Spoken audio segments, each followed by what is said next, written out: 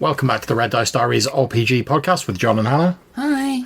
And today we're going to be talking about the feat system that is used in Eldritch Tales, Lovecraftian white box role-playing by Joseph D. Salvador.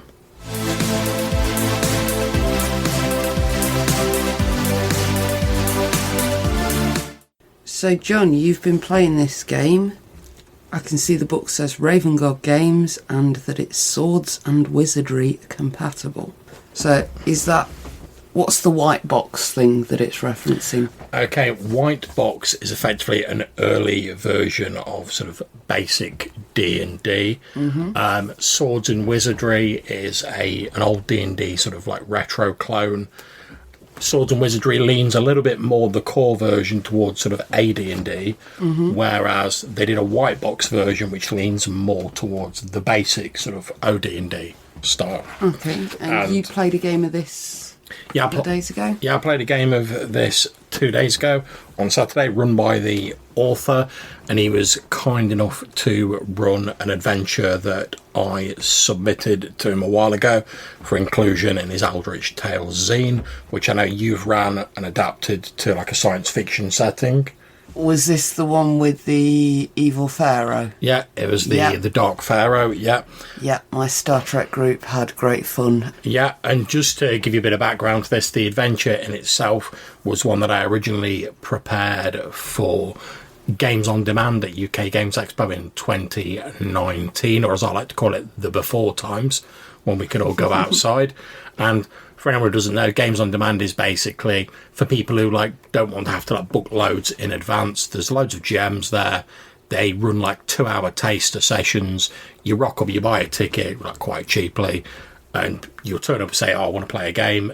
And the person who's in charge, normally Lloyd Jan, or whoever's helping you with the admin, which in a lot of cases is you, love, will say, right, we've got these gems available to run a game.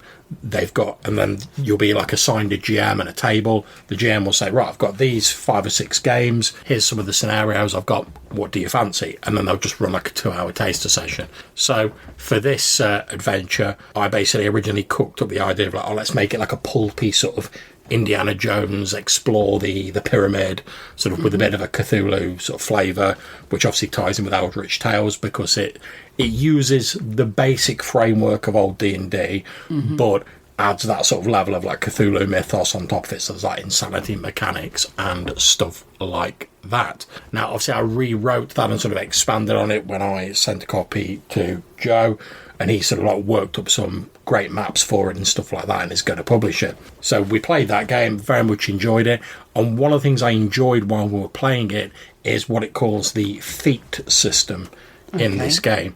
And now you may be familiar with the name feat from other versions of D&D, 3.5 onwards. However, although it uses the same terminology, it's not the same sort of thing in here. It's basically a slightly different way of doing attribute tests. Okay. So, as in Eldritch Tales, as in most D&D sort of clones, you've got your strength, dex, con, wisdom, intelligence, and charisma. They're your attributes. Now, normally, they range from 3 to 18 for your standard sort of human character. And generally, if you want to make an attribute test in a D&D style game, you roll a d20. If you get equal to or under the attribute, you've succeeded. Happy days. If not, you've failed. Now, Eldritch Tales does this slightly differently by sort of bringing that back to a d6 roll. Now, in old D&D, there's a few things that already rely on d6 rolls. The most obvious one I think of off the top of my head is if you're in a hex crawl and you're exploring the wilderness, the person who's planning your route, they'll make a roll of a d6 to see if they manage to pick the right direction and not get lost. And it's normally a 1 in 6 chance of you getting lost. But there's a few other sort of old D&D classes, and particular old school essentials classes and various games based on old D&D, which will have special abilities that come off a d6. So what they've done in Eldritch Tales is they have what's called the universal attribute modifier. And what that basically means is if you have an attribute that goes from 3 to 6, anytime you want to do a feat involving that attribute, you roll a d6 and you need a 6 to succeed. If you got 7 to 14, you roll a d6, you need a 5 or 6 to succeed. If you have 15 to 18 in your stat, you need to roll a d6 and you have a 4 to 6 chance of succeeding. So you don't roll against your attribute directly, but how big an attribute you've got determines what your chance of success is on a d6. So looking at the sample character sheet I was playing the other day, I was playing a sort of scholarly, like, occult type. So for my intelligence, I had 15 for the character. So if I wanted to do a roll involving intelligence, I'd roll a d6, and if I get a 4 to 6, I've succeeded.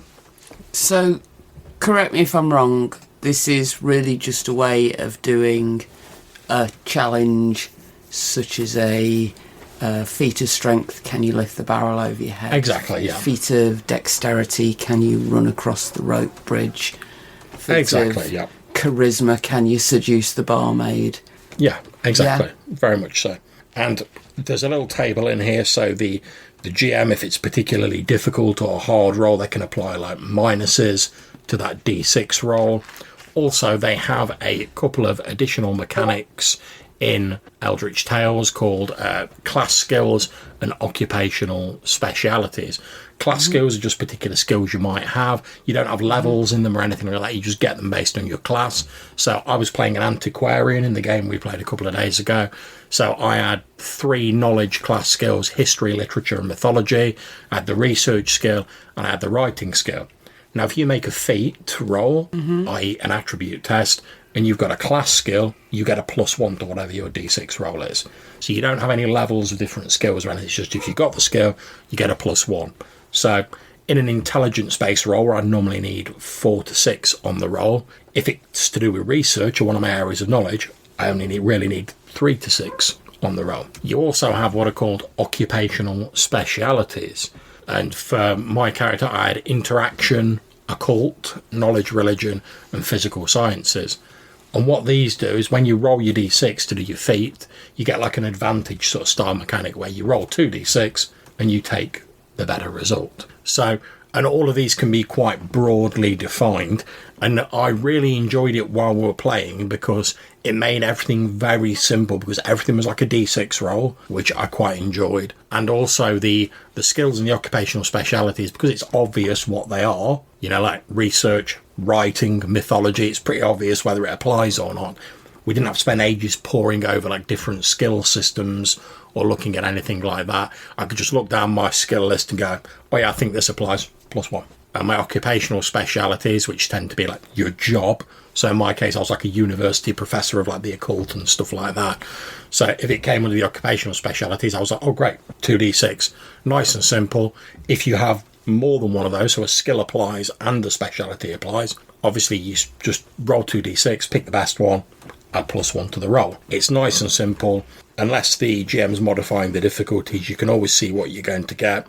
If you've got a really high score, you've got like an even or better chance of succeeding. If you've got a low score, unless you've got some bonuses, it's unlikely you're going to succeed. But still, you've got a 1 in 6 chance, even if you've got no other bonuses and you've got a really rubbish score.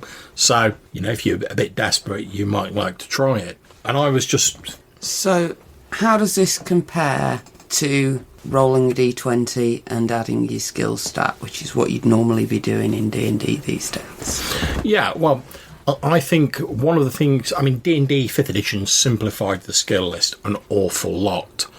Whereas in, as we've talked about previously, in 3rd edition 3.5...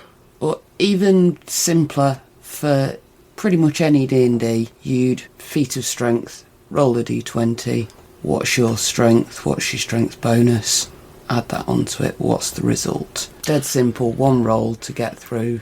I would say through a lot of I would numbers. say the bonus over that sort of thing is in like 3.5, let's say you're doing your feat of strength or whatever, you'll roll a d20, you'll have to look up what your bonus is for your strength, you add that. You'll then have, if the skill's relative, you'll have to look down, find out what your level of skill is, add that on. If there's any situational bonuses, you add them on. You add there's like 3 or 4 numbers you add on. You calculate all that up, then you roll your dice. Whereas with this, normally the only number you have to worry about is what number you're rolling and do you add a +1 to it. So it makes it nice and simple. Now, one thing in Eldritch Tales is because it's like 1920s sort of classic mythos era, you are playing sort of, I suppose, a bit more grounded, sort of like human level characters. So the bonuses are literally like very small in here. Because you don't have those sort of like superhuman levels of abilities you would tend to see in sort of like higher fantasy games. But for me, it just removed a lot of numbers out of the equation. It made it very simple to do. And also, I know some people say, oh, it's not difficult to roll a d20 and roll under your attribute score to see if you succeed. And it's not really. But as I've said, when it comes to things like armor class, although there's nothing wrong with using descending armor class, I prefer ascending because I just find it more intuitive. Because the notion of like a higher number is better just seems more intuitive, and it certainly seems easier for like new people to the game to grasp. So if I can say to people, okay, you've got a poor skill in this, so you've got to roll a 6. Oh, okay, you've got a medium skill in this, you've got to roll a 5 or a 6. Oh, you've got a great skill in this, you've got to roll a 4, 5 or 6. Because it's a smaller range of numbers, it's very easy to grasp. And I found this when I was running it at UK Games Expo, because obviously you have like a random assortment of people come in, and most people have got some basic familiarity with D&D.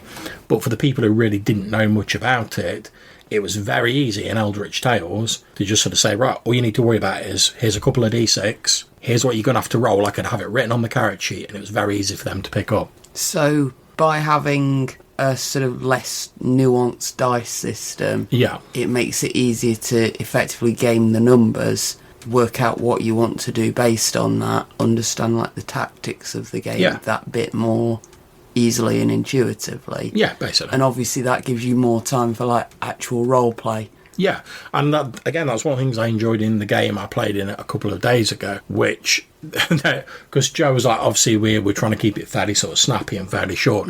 There was a few moments where like we've been chatting and like role playing, so we had pre-gen characters all with a bit of background. We're on this like dig in like Egypt, and we're all like chatting amongst each other and sort of role playing and getting to know our characters. And we had a few bits where Joe's like, oh, I should probably move this on now, it's been like 15 minutes. And we were like, oh, has it? Because we'd all just been role playing, and like we'd not even like touched the dice or like rolled anything on Roll20. But when we did get to like the later stages where there was a little bit of combat, you know, we're climbing down ropes, we're in like hazardous situations, and we needed to roll the dice. Again, it was very quick to do. Particularly, I mean, we were playing in Roll20, and the Roll20 is great if you have loads of character sheets automated and set up, so you can just click on a button and boom, it rolls and calculates everything for you. For some games, and I'm not saying all of them, but for some games, if you don't have that set up, like it's a more niche game, it can involve like a lot of typing in, like /R 1d20 plus minus da da da da, and it could take a while to type all that out. Whereas in this, because we were just rolling a d6, and you're only adding one or two numbers, it was very quickly just be like, right, roll 1d6, I've got a +1, yeah, I've rolled a 3, with a +1, that gives me a 4, that's what I needed to succeed, happy days. And you can crack on with that. And one of the things I liked about this is like the combat in Eldritch Tales is pretty much your standard D&D fare, you know, roll a d20, add your thing, beat the armor class, roll your damage. So it's very easy to graft this system onto like any other version of D&D. Now, I'm not a big fan of, because you know me, I like running like old school essentials and stuff like that models like the older sort of simpler versions of D&D, like the basic D&D. But I can see that there is a place for having like skill systems and sort of occupation systems in RPGs, because it can add like a bit of flavour to it. So it might be more interesting rather than just like, say you've got a couple of people playing fighters, instead of just going like, oh yeah, we've got fighter 1 and fighter 2, it might be a bit more interesting if like, oh, we've got fighter 1, oh, he used to be a baker, oh, we've got fighter 2, he's like an ironmonger's son, and like that. And you can say that, obviously, but it doesn't have any tangible effect on the game unless you just sort of like freestyle it. Whereas if you were using a system like this, you don't have to do a lot of work with it. You're like, here's a sample list of occupations. That's not difficult to work out. You can go on the internet and type in like medieval occupations and you'll get a massive list of them. And you can just go, right, there you go, players, give them that list. And all you've got to remember is they pick one of them. If they're rolling and they've got that occupation that's relevant, then they get 2 dice instead of 1. Happy days. Likewise with a list of skills, you just put a small list of skills. If you've got one of these, you get a +1 on your roll. Happy days. It's nice and easy to administrate, which I think would make it very easy to graft into other versions of D&D. And I mean, recently in my Old School Essentials campaign, there's an optional rule in one of the advanced fantasy books, which is like a secondary occupation rule, where there's basically like a big table of occupations for like faux medieval times, but it doesn't really give you any like rules for them. It's just like, it's just a bit of flavour. You know, the GM can take it into account. It might help you out in certain situations. But in the spirit of keeping Old School Essentials simple, there's not really any rules in it. And that's fine. I've been running with that, and that's not a problem. I mean, I've generally just gone for the fact, if it's something that's not life-threatening and your skill is relevant, you can do it. So let's say, just to pick a ridiculous example, your like character in my Old School Essentials campaigns are like, oh, we need to like bake some bread for this village. And I go, oh yeah, you've got a baker as like your secondary occupation. You were a baker before you became an adventurer. I would say, yeah, you don't have to make a roll for it. You've baked that bread.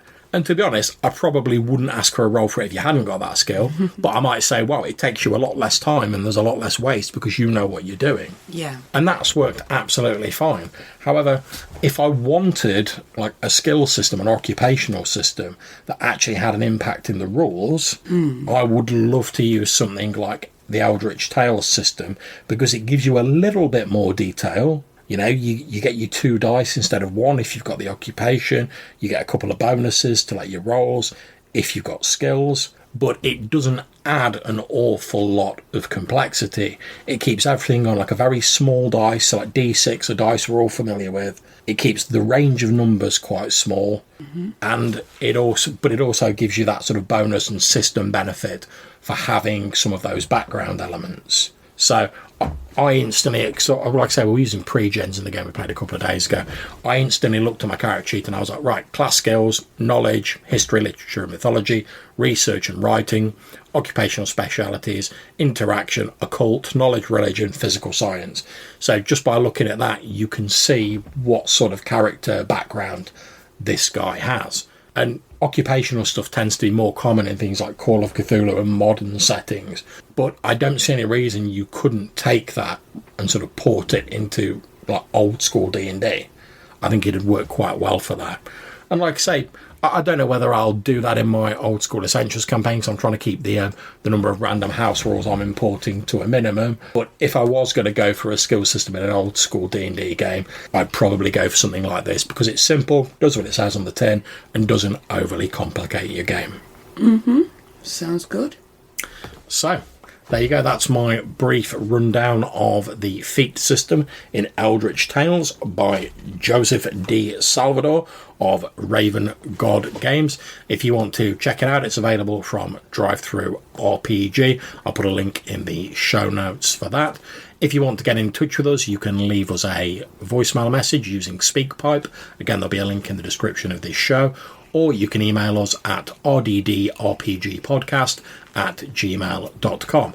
Until we see you next time, take care, stay safe, and keep gaming. Bye.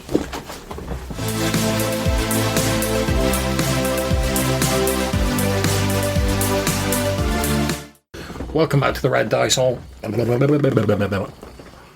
go in the outtakes.